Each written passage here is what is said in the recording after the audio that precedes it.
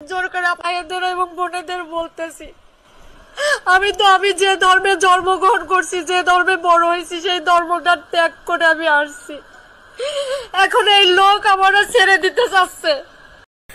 এই যে এখানে একটা নারী এই যে কান্নাকাটি করছে, এই আসলে আগে হিন্দু ছিল, তো কোনো একজন মুসলমান ছেলের প্রেমে পড়ে সে তাকে বিয়ে করে এবং অবশ্যই আপনারা জানেন যে সেক্ষেত্রে তাকে ইসলাম গ্রহণ করা ছাড়া কোনো গতি ছিল না, অতএব সে মুসলমান হয়ে গেছে এবং এখন কিন্তু এখানে সে কান্নাকাটি করছে এবং সে বলছে যে আমি যে ধর্ম ছেড়ে এখানে আসছি, এখন যাকে বিয়ে করেছিলাম সে আমাকে এখন ত্যাগ করতে চাচ্ছে এবং এরপরে আরও অনেক কান্নাকাটি করবে, অনেক কথাই বলবে। কিন্তু ঘটনাটা কি জানেন? ঘটনাটা হচ্ছে, আমি এই ভিডিওটা সংগ্রহ করলাম একটা হিন্দুদের, ওই যে ওদের যে ধর্ম ইয়ে করে, প্রচার করে আসে না, ওই যে মানে মুসলমানরাই যে খালি ওয়াজ নসিহতের মাধ্যমে এখন যে খালি ইসলাম প্রচার করে, বিষয়টা হলে তো তা না।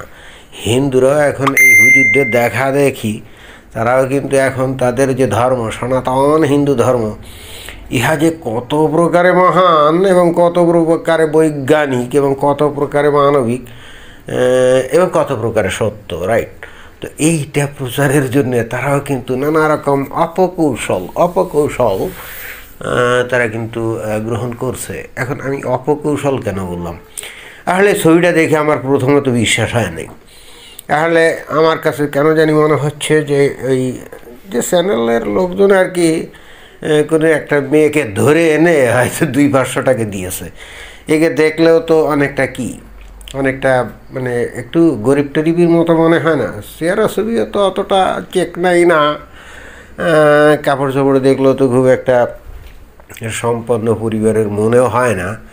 তো হিন্দুরা করছে কি করে মনে হয় 200-500, হার্ডলি 500, তার বেশি না, দিয়ে বলছে যে তুই এই ক্যামেরার সামনে এসে এই সমস্ত কথাবার্তা বলবি, তুই ক্যামেরার সামনে এসে এই সমস্ত কথা বলবে যে আমি ভালোবেসে একটা মুসলমান ছেলেকে বিয়ে করেছিলাম, তারপরে আমাদের হিন্দু ধর্ম ত্যাগ করে আমি মুসলমান হয়ে গেছি, এখন ওই মুসলমান ছেলেটা আমাকে তালাক দিয়ে দিতে চাচ্ছে এবং তাদের পরিবার এবং ওই মুসলমান ছেলেটা আমাকে নানা রকম নির্যাতন করছে, এই ধরনের একটা অভিনয় করবি। আপনারা তো জানেন যে হিন্দুরা তো অভিনয়ে খুবই পটু। ওই বাংলাদেশে তো এখন ওই যে অভিনয় সিনেমা, নাটক এগুলো তো হারাম বলে তো বাংলাদেশে এগুলো নাই।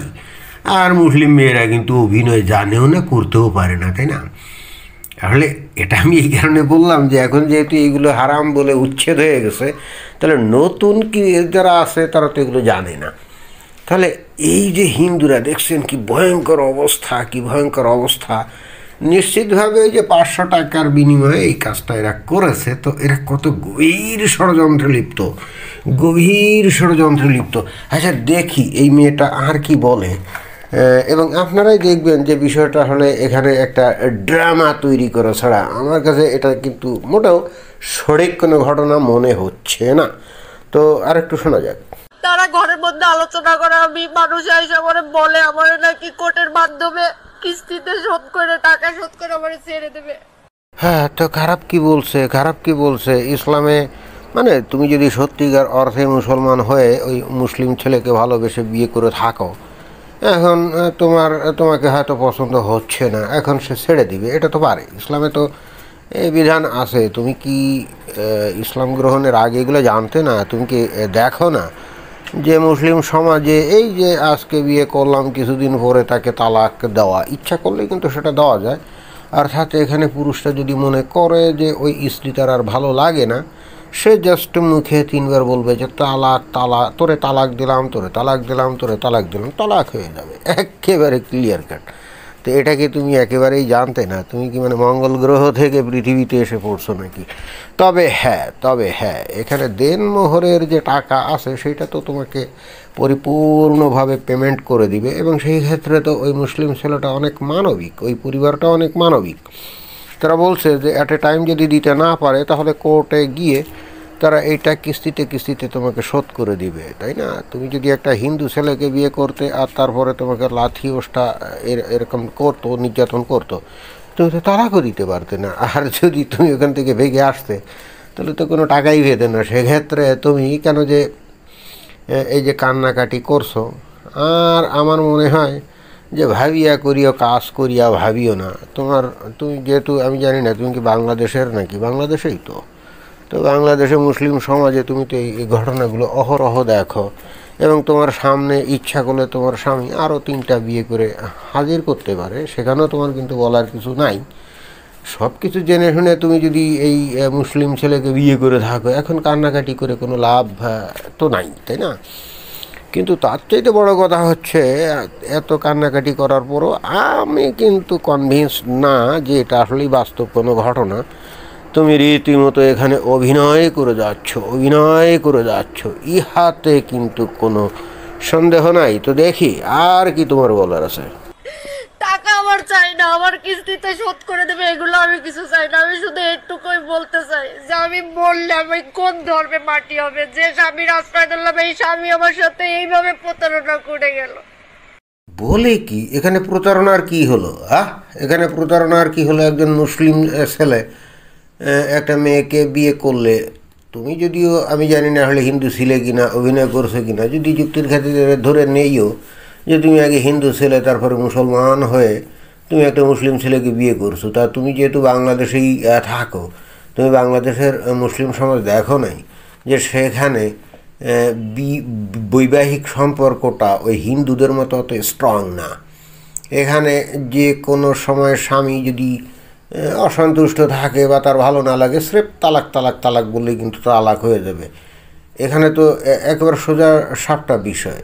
এবং এইগুলা তো ওই যে এরা যে এমনি এমনি করে তা তো নয়। যেমন নবীর যে নাতি ছিল হাসান, ওই যে হোসেন আর হাসান, ওই যে ফাতিমার 2 ছেলে, মানে হজরত আলীর 2 ছেলে, তো তার মধ্যে যে হাসান, আমরা তো দেখি যে কিতাবে লেখা আছে যে সে নাকি একসাথে 3-4টে করে বিয়ে করত, এবং তারপরে 1 দিন 2 দিন বা 4-5 দিন রেখে তারপরে ওই 3-4টাকে একসঙ্গে আবার তালাক দিয়ে দিত। এরপরে আবার সে ওই আরও ওই রকম 2-3-4টা এরকম বিয়ে করতো। মানে সাধারণত মানে সে এরকম বিয়ে করতো 2-4-5 দিনের জন্যে, তারপরে ছেড়ে দিত আর কি। এভাবে বিভিন্ন সূত্রে বলা আছে, কোনো সূত্রে বলা আছে টোটাল নাকি 250 বিয়ে করছিল, আবার কোনো সূত্রে বলা আছে 300 বিয়ে করছিল। এবং একটা সহিহ হাদিসে এরকম উল্লেখ আছে যে তার